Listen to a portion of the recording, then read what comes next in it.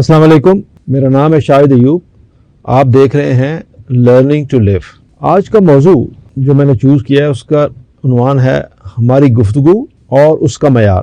کچھ لوگوں کا خیال ہے کہ یہ گفتگو پچھلے کافی سالوں سے غیر معیاری اور سراسر مبالغہ رائی، سیاسی چغلیوں، ایک دوسرے کی برائیوں پر محیط ہے. یہ سلسلہ کافی پرانا چل رہا ہے.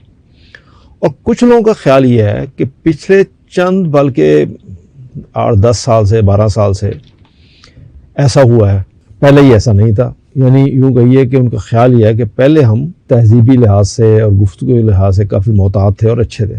بٹ میں یہ محسوس کرتا ہوں کہ پچھلے 5-10 سال میں جو غیر معیاری گفتگو کا رواج ہمارے میڈیا کے ذریعے عام ہوا ہے، اب اس میں سوشل میڈیا یا مین اسٹریم میڈیا، ہمارے اسٹریج ڈرامے، ہمارے وہ ڈرامے جو ٹی وی پہ بھی لوگوں کو دکھائے جا رہے ہیں، میرا خیال ہے کہ اس کا بھی کافی ایک رول ہے. اس کی مثال ماضی بعید میں ان سب چیزوں کی نہیں ملتی جو آج جس کا میں ذکر کیا جو مل رہی ہے. آپ سوشل میڈیا کو دیکھ لیں، اور جیسے میں نے عرض کیا کہ مین اسٹریم میڈیا کو دیکھ لیں، اور خاص کر وہ سوشل میڈیا جیسے ٹک ٹاک وغیرہ اور اس طرح کے اور جو پلیٹ فارمز آج کل آپ کو نظر آتے ہیں، یہ سارے کے سارے وہ پلیٹ فارمز ہیں جو سوشل میڈیا، خاص طور پہ جو سوشل میڈیا کے پلیٹ فارم ہیں، ان پہ جو ویڈیو کا مواد آپ کو دیکھنے کو ملتا ہے، جو آن ایئر کیا جا رہا ہے، اللہ کی پناہ، آپ فیملی کے ساتھ تو کجا آپ خود بھی نہیں دیکھ سکتے. یعنی خاص طور پہ جو سوشل میڈیا کے اوپر جو کچھ ڈراموں کے، اسٹریج ڈراموں کے جو کلپس ڈالے جا رہے ہیں، اور جو زبان استعمال کی جا رہی ہے، اور جو زوم یعنی جملے استعمال کیے جا رہے ہیں، وہ تو بیان تو کیے ہی نہیں جا سکتے. وہ اس طرح کے مواد اور ٹاک شوز کے ہوتے ہوئے جو ہمارے آج کل میڈیا پہ ٹاک شوز چلتے ہیں 3-4 گھنٹے کی، جو طوفان بدتمیزی ہوتی ہے، یہ کیسے ممکن ہے کہ آپ نوجوان نسل کو اچھی کتاب پڑھنے کی طرف راغب کریں؟ یہ ایک حقیقت ہے کہ آج کا بچہ، نوجوان یا کوئی بھی دوسرا شخص اچھائی کی نسبت برائی کی طرف زیادہ جلدی اور آسانی سے مائل ہوتا ہے. لہذا ضرورت اس امر کی ہے کہ ریاست اس ولگر مفاد کے اوپر یا ٹی وی پر بیٹھ کر ایک دوسرے پر الزام تراشی کے قانون کو کیوں نافذ العمل نہیں کرتی؟ قانون تو موجود ہے، کردار کشی ہو رہی ہے، بہتان لگائے جا رہے ہیں، ولگر ڈرامے مفاد نشر کیا جا رہا ہے، مگر کوئی روکنے والا نہیں. میں یہاں اقبال احمد صاحب کی زندگی کے بارے میں ایک تحریر پیش کروں گا. انہوں نے اپنی تحریر کا عنوان رکھا اچھی گفتگو کیسے کریں. اقبال احمد انڈیا کے ایک چھوٹے سے گاؤں میں پیدا ہوئے. ان کے والد زمین کے جھگڑوں میں ان کی آنکھوں کے سامنے قتل ہوئے. لکھتے ہیں، میں اپنے بھائی کے ساتھ بہار سے پیدل لاہور پہنچا. ایف سی کالج میں داخلہ 1947 میں لیا. اکنامکس میں ڈگری لی اور اسکالرشپ پر کیلیفورنیا امریکہ کے کالج میں داخل ہو گیا اور سیاست اور مڈل ایسٹ ہسٹری پڑھنا شروع کر دی. ابن خلدون کی محبت میں گرفتار ہوا اور خود کو مڈل ایسٹ اور شمالی افریقہ کی تاریخ کے لیے وقف کر دیا. نوم چوسکی، ایڈورڈ سعید اور اروندھتی رائے جیسے دانشور اقبال احمد سے متاثر ہوئے اور انہیں اپنا دوست بنا لیا. یہ ان کی محفل میں اٹھنے بیٹھنے لگے. زندگی سختیوں اور عالمی دانشوروں کی صحبت نے انہیں جنگ کا دشمن اور عالمی نظام معیشت کا مخالف بنا دیا، اور یہ کھل کر کیمرزم کا پرچار کرنے لگے.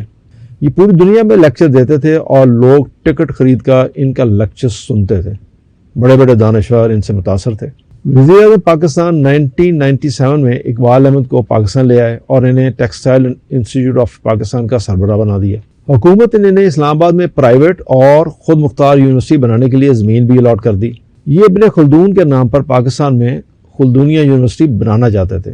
حکومت نے انہیں چارٹر بھی دے دیا. اقبال احمد نے کام شروع کر دیا، لیکن بدقسمتی سے ان کو کینسر ہو گیا اور اس کا آپریشن کے دوران 1999 میں ان کو ہارٹ اٹیک ہوا، وہ انتقال کر گئے. یہ کتنے بڑے اسکالر اور نامور انسان تھے. آپ اس کا اندازہ اس بات سے لگائیے کہ ان کے انتقال پر ہیمپشائر کالج نے تعزیتی تقریب منعقد کی، اور اس تقریب میں اقوام متحدہ کے secretary general Kofi Annan, Edward Said, Noam Chomsky اور اروندھتی رائے جیسے لوگ شریک ہوئے اور کھل کر ان کی خدمات کا اعتراف کیا۔ اقبال احمد کا یہ سارا بیک گراؤنڈ صرف ایک واقعہ سنانے کے لیے لکھا۔ اقبال احمد صاحب 40 سال بعد پاکستان واپس آئے اور یہ اسلام آباد میں رہائش پذیر ہو گئے تھے۔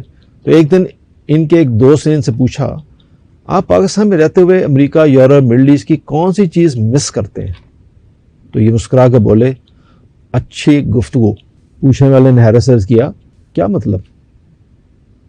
یہ بولے، دنیا جہاں میں پڑھے لکھے لوگوں کے پاس گفتگو کے معیار موضوعات ہوتے ہیں، لیکن پاکستان میں ان پڑھ ہوں یا پڑھے لکھے، ریڈیو والے ہوں یا آفس میں بیٹھے باس، ان کے پاس سیاست اور سکینڈلز کے علاوہ کوئی موضوع نہیں ہوتا۔ آپ جس بھی محفل میں بیٹھ جائیں اور کوئی بھی موضوع چھیڑ دیں، وہ محفل چند منٹوں میں سیاست اور سیاستدانوں کے سکینڈل میں تبدیل ہو جاتی ہے، اور لوگ اس پر گھنٹوں گفتگو کرتے رہتے ہیں، اور اس گفتگو کا حاصل بھی کچھ نہیں۔ دنیا بھر میں لوگ آئیڈیاز پر بات کرتے ہیں، لیکن پاکستان میں ہر جگہ، ہر محفل میں شخصیات آئیڈیاز کی جگہ لے لیتی ہیں۔ چنانچہ میں پاکستان میں اچھی گفتگو کو مس کرتا ہوں۔ اقبال احمد نے آج سے 25 سال قبل اپنے ملک کی نفسیاتی حالت پر کیا خوب تبصرہ کیا تھا، اور یہ صورتحال سوشل میڈیا اور واٹس ایپ سے پہلے کے پاکستان کی تھی۔ اللہ نے اقبال احمد صاحب پر بڑا کرم کیا، یہ سوشل میڈیا کی ایجاد سے پہلے دنیا سے رخصت ہو گیا، ورنہ یہ آج پاگل ہو کر سڑکوں پر پھر رہے ہوتے۔ ہمارے ملک میں واقعی اچھی گفتگو کا خوفناک قحط ہے۔ آپ ملک کے کسی حصہ میں چلے جائیں، کسی فورم، کسی گروپ کا حصہ بن جائیں، آپ کو سیاسی افواہوں، سیاسی لطیفوں اور سیاسی گپ شپ کے علاوہ کچھ نہیں ملے گا، اور آپ اگر کسی طرح سے جان چھڑا بھی لیں تو آپ مذہبی گفتگو کے تالاب میں گر جائیں گے، اور وہ ساری بات چیت بھی سیاسی گفتگو کی طرح غیر مصدقہ واقعات پر مشتمل ہوگی۔ ہمارا پورا ملک بولنے کے خبط میں مبتلا ہے۔ ہم میں سے ہر شخص روزانہ 3-4 کروڑ لفظ بول کر سوتا ہے۔ بعض لوگوں کی اس سے بھی تسلی نہیں ہوتی، چنانچہ یہ نیند میں بھی بڑبڑاتے رہتے ہیں۔ لیکن آپ جب اس گفتگو کا ارک نکالتے ہیں تو اس میں سے شخص پرستی اور سیاست کے علاوہ کچھ نہیں نکلتا۔ ہم میں سے ہر شخص اندھا دھند بولنا چاہتا ہے۔ انسان بولنے والی مخلوق ہے، انسان اظہار کرتا ہے، اور اظہار کے لیے آئیڈیاز چاہیے ہوتے ہیں، اور آئیڈیاز کے لیے معلومات اور علم درکار ہوتا ہے، اور علم اور معلومات کے لیے پڑھنا اور گھومنا اور گھومنے اور پڑھنے والے لوگوں کی صحبت میں بیٹھنا پڑتا ہے، اور ہم یہ نہیں کرتے۔ لہٰذا پھر ہم کیا سنیں گے اور کیا سنائیں گے؟ ہم کیا گفتگو کریں گے؟ نیا خیال، نیا آئیڈیا کہاں سے آئے گا؟ ہم کیا گفتگو کریں گے؟ اس لیے اس معاشرے میں علم، معلومات، اچھی گفتگو، نئے آئیڈیاز کی کمی ہے۔ چنانچہ اس کمی نے ہمارے معاشرے میں ایک اچھی گفتگو کا بحران پیدا کر دیا ہے۔ ذرا سوچئے، غور کیجئے اور کوشش کیجئے اچھی گفتگو کرنے کی۔ السلام علیکم، خدا حافظ۔